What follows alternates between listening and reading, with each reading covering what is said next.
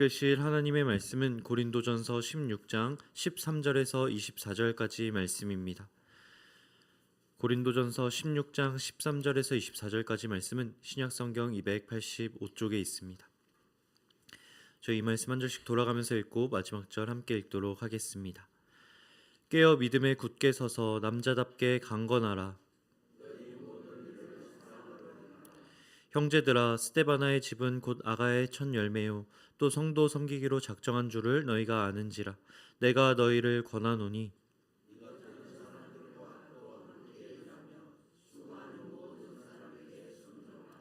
내가 스데바나와 프드나도와 아가이고가 온 것을 기뻐하노니 그들이 너희의 부족한 것을 채웠음이라.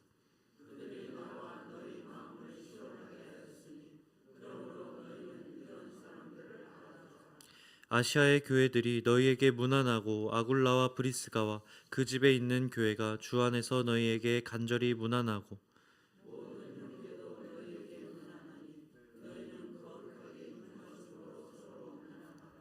나 바울은 친필로 너희에게 문안하노니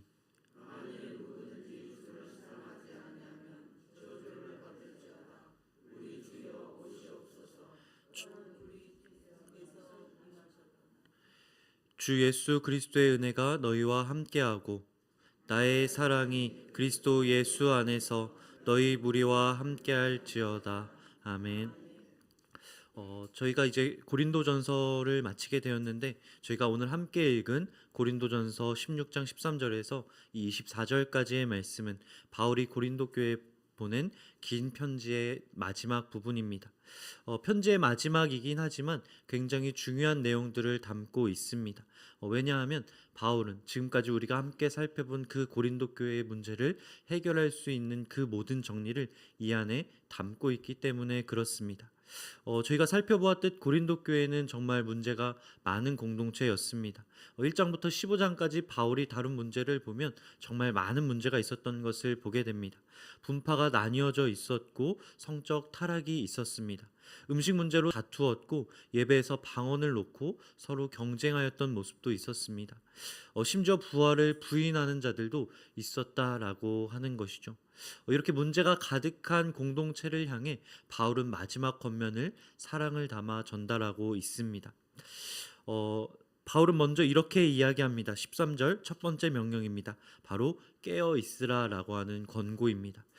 헬라어로 에그레고레오라고 하는 단어입니다. 이 단어는 단순하게 잠을 깨라라고 하는 의미를 훨씬 뛰어넘는 단어입니다. 이 단어에는 어떤 의미가 담겨 있느냐? 지금 너가 살고 있는 시대가 어떠한 시대인지를 분별할 수 있어야 된다라고 하는 의미를 담고 있습니다. 영적으로, 역사적으로, 종말론적으로 지금 너가 어떠한 시대를 살아가고 있는지를 알고 있어야 된다라고 하는 의미인 것이죠. 고린도는 로마의 식민지였습니다. 무역의 중심지였고 온갖 종교와 문화가 뒤섞여 있는 바로 그런 곳이었습니다. 물질이 넘쳐났고 쾌락이 가득한 지역이었다라고 하는 것이죠. 그러다 보니 그 안에서 고린도 교회는 그 고린도의 문화를 조금씩 닮아가고 있었습니다. 부활을 부인하는 영지주의가 있었고 지금 이 세상에서 우리가 즐기면서 살아야 한다라고 하는 논리가 고린도 교회를 잠식하고 있었습니다. 그러기에 바울이 이야기하는 것이죠. 깨어 있어야 한다. 시대를 분별할 수 있어야 한다라고 이야기하는 것입니다. 너희가 지금 서 있는 자리가 어떠한 곳인지 어떠한 자리인지 알 수 있어야 된다라고 이야기하고 있는 것입니다. 우리는 주님이 다시 오실 날을 기다리는 자들입니다. 종말을 기다리면서 그날을 준비하면서 살아가야 될 자들이라고 하는 것이죠. 그런데 고린도 교회는 어떻습니까? 세상에 취해 있었습니다. 지금 시대와 다를 바 없이 살아가고 있었습니다. 그러다 보니 눈에 보이는 것, 내가 지금 살아가고 있는 이 세상이 전부인 것처럼 살아가는 것, 바로 그것이 고린도 교회의 모습이었다라고 하는 것이죠. 깨어있지 않으면 세상의 그 논리가 우리를 지배하게 됩니다. 그 논리가 신앙의 자리를 대신하게 됩니다. 돈이 신앙보다 더 커지게 되고 성공이 하나님보다 더 중요하게 됩니다. 바로 그것이 깨어있지 않은 신자의 모습이다라고 하는 것이죠. 22절에 나오는 마라나타라고 하는 그 기도는 초대교회가 아람어로 드렸던 가장 오래된 기도입니다. 우리 주여 어서 오시옵소서. 부활하신 주님을 만난 이들의 가장 간절한 고백이었다라고 하는 것이죠. 이 세상이 다가 아니라는 것을 알고 있는 깨어있는 자들의 기도가 바로 그 기도인 것입니다. 이제 두 번째 명령입니다. 믿음에 굳게 서라. 스테케테 엔테이 피스테이라고 하는 헬라어입니다. 여기서 우리가 주목해야 할 것이 있습니다. 이 명령의 동사는 복수형이라고 하는 것입니다. 혼자 서라고 하는 것이 아니라고 하는 것이죠. 너희는 함께 서야 한다라고 바울은 이야기하고 있습니다. 우리는 혼자 신앙을 만들어갈 수 있다고 생각할 때가 있습니다. 사람들과 부딪히다 보면 그런 생각을 하게 되는 것 같아요. 내가 혼자 말씀을 읽고 기도하고 나 혼자 결단하고 살아가면 된다고 생각을 합니다. 그런데 바울은 그렇게 이야기하지 않아요. 이 굳게 서라는 명령을 복수 형태로 이야기합니다. 왜냐하면 신앙은 혼자 세워갈 수 없기 때문에 그렇습니다. 내 믿음은 나 혼자 만들어가는 것이 아니다라고 하는 것이죠. 우리가 함께 이렇게 예배드리고 나눔을 하고 서로를 위해 기도하며 신앙은 세워져 간다라고 하는 것입니다. 고린도 교회가 흔들린 이유가 무엇이었습니까? 분파로 갈려졌기 때문입니다. 공동체가 무너졌기 때문이다라고 하는 거예요. 공동체가 무너지니까 개인의 신앙도 무너지게 되는 것을 보게 됩니다. 바울이 고린도 전서를 시작하면서 가장 먼저 분파 이야기를 꺼낸 이유가 거기에 있습니다. 공동체가 무너지자 그들의 신앙도 무너졌기 때문이라고 하는 것이죠. 그러기에 13절 마지막에서 바울은 이렇게 강하라라고 이야기합니다. 이 명령 역시 복수형인 것을 우리가 보게 됩니다. 혼자 강해질 수 있다고 하는 게 아니라는 거예요. 함께 강해질 수 있다라고 하는 겁니다. 내 신앙은 나의 의지만으로 설 수 있는 것이 아니라 옆에 함께 서 있는 형제와 자매를 통해 나의 신앙이 설 수 있다고 바울은 이야기하고 있는 것입니다. 세 번째 명령을 볼까요? 14절입니다. 너희 모든 일을 사랑으로 행하라.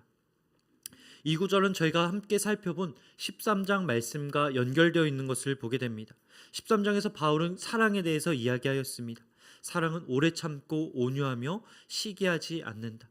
고린도 교회는 이 사랑이 실천되지 않는 교회였습니다. 그러기에 16장에 와서 다시 한번 권면하는 것이죠. 모든 것을 사랑으로 행해야 된다라고 말이죠. 고린도 교회가 방언할 때 어떻게 했습니까? 자신의 영적인 우월성을 드러내려고 했습니다. 은사를 행사할 때 어떻게 했습니까? 다른 사람을 무시하면서 행사했습니다. 사랑이 빠진 자리에 자랑이 들어왔던 것이죠. 그러기에 바울이 13장 1절에서 이렇게 이야기합니다. 내가 사람의 방언과 천사의 말을 할지라도 사랑이 없으면 소리나는 구리요 울리는 꽹과리라고 이야기합니다. 우리의 지식은 사랑으로 연결되어야 될 줄 믿습니다. 우리의 은사는 다른 사람을 섬기는데 사용돼야 하는 도구인 줄 믿습니다. 우리의 교회 안에서뿐만 아니라 우리의 삶을 통해서도 그 섬김의 모습이 드러나야 된다라고 하는 것이죠. 예배를 통해 은혜를 받는 것, 그것이 신앙의 전부가 아니다라고 하는 거예요. 그것만큼 중요한 것이 내가 받은 그 은혜를 다른 사람에게 섬김의 모습으로, 나를 깎아내리는 그 모습으로 나타낼 수 있어야 된다라고 하는 것입니다. 16절에 바울은 그 예시를 들고 있습니다. 바로 스데바나 가정입니다. 이 스데바나 가정은 자신의 삶을 온 성도를 위해 아낌없이 바친 자들이었습니다. 많은 은사가 있다고 해서 바울이 언급한 것이 아닙니다. 바울이 이 편지 마지막에 언급한 이 가정은 많은 능력이 있거나 은사가 있어서 언급한 것이 아니다라고 하는 것이죠. 바울이 이 가정을 언급한 이유는 단 하나입니다. 그 가정 가운데 섬김과 사랑의 모습이 가득했기 때문이라고 하는 것이죠. 바울은 그런 자들에게 복종하라고 이야기합니다. 우리가 교회 안에서 복종해야 될 자들은 어떤 이들입니까? 은사가 많거나 능력이 많거나 앞에 서 있는 자가 아니라고 하는 것이죠. 세상은 그런 자에게 복종하라고 이야기합니다. 그런 자의 말을 따르라고 이야기해요. 그러나 교회가 따라야 할 사람은 어떤 사람입니까? 가장 뒤에서 아무 이름 없이 빛도 없이 섬기는 자들, 그런 자들이 바로 교회가 복종해야 될 자들입니다. 왜냐하면 교회가 닮아야 할 모습은 은사가 많거나 능력이 많은 모습이 아니기 때문에 그래요. 우리가 닮아야 할 모습은 예수 그리스도께서 그러셨던 것처럼 모든 것을 베풀며 섬기는 것이 우리가 닮아가야 할 가치이기 때문에 그렇습니다. 22절 말씀에서 바울은 이렇게 이야기합니다. 저희가 잘 아는 단어 마라나타라는 단어입니다. 말씀드렸듯 이것은 아람어로 된 가장 오래된 기도입니다. 주여 어서 오시옵소서. 이것은 당시 성도들을 가르쳤던 디다케에도 동일하게 나온 기도입니다. 초대교회가 성찬을 나누며 드렸던 기도로 알려져 있습니다. 이 기도가 고린도 교회에 왜 필요했을까요? 저희가 살펴본 것처럼 고린도 교회는 이미 부활이 없다고 믿었습니다. 주님이 오시지 않을 거라고 생각을 했습니다. 그러자 세상의 방식대로 살아가는 것이 바로 이 고린도 교회의 모습이었다라고 하는 것이죠. 그러기에 바울이 마지막에 이 기도를 다시 꺼내드는 것입니다. 마라나타, 주님은 반드시 오시니 그 소망을 붙잡고 너희는 살아가야 한다라고 바울은 이야기하는 것입니다.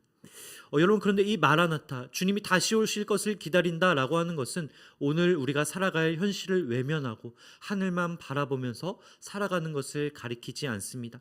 바울이 편지 전체를 통해 한 이야기는 무엇입니까? 연보에 참여하라, 약한 자를 배려하라, 분열을 극복하라, 사랑을 행하라. 이것들은 모두 우리가 오늘 실천해야 될 말씀입니다. 구체적인 현실적인 명령들입니다.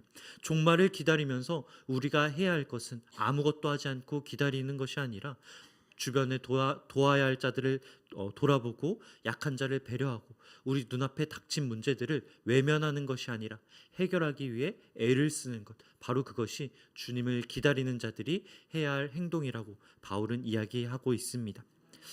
그러게 이 마라나타라고 하는 그 기도는 현실을 도피하기 위한 기도가 아닌 것입니다.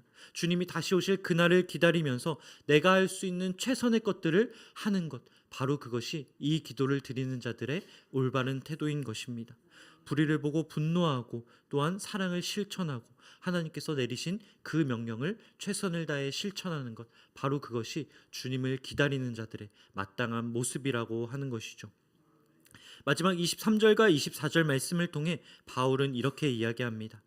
주 예수 그리스도의 은혜가 너희와 함께하고 나의 사랑이 그리스도 예수 안에서 너희 모두에게 있을지어다.